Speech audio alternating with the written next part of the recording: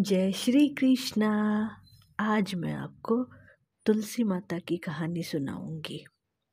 एक ब्राह्मण और ब्राह्मणी थे। उनके कोई संतान नहीं थी। ब्राह्मण सुबह रोजाना नदी में स्नान करने जाता और घर आकर पूजा पाठ करता।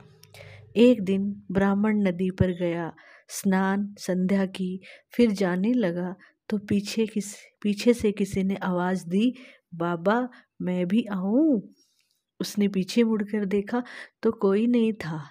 फिर से चला और आवाज आई उसकी, बाबा मैं भी आऊं। उसने फिर देखा, फिर उसको कोई दिखाई नहीं दिया तो उसने कहा कि कोई दिखता ही नहीं है, और बोला कि भूत प्रेत हो तो मत आना और कोई देवता हो तो आ जाना। इतने में 5 वर्ष की कन्या आई और बोली, बाबा मैं आपके घर आऊं। उसने उसकी उंगली पकड़ी और उसको अपने घर ले आया। घर आने पर उसकी स्त्री बोली, यह कन्या किसकी है? वह बोली, माँ मैं तो तेरी ही हूँ। उसने ब्राह्मण से पूछा कि क्या बात है? ब्राह्मण ने सारी बात बता दी और उन दोनों ने उसे बेटी कहकर अपना लिया। वे दोनों पति पत्नी खुश हुए और बोले कि इसका नाम क्या रखें? तो ब्राह्मण बोला कि इसका नाम तुलसी रख लेते हैं। यह हमारे आंगन की तुलसी है। अब तुलसी खेलने कूदने लगी, बड़ी हो गई। उसे दोनों माता पिता बहुत प्यार करते थे। वह बड़ी हुई तो शादी के योग्य हो गई।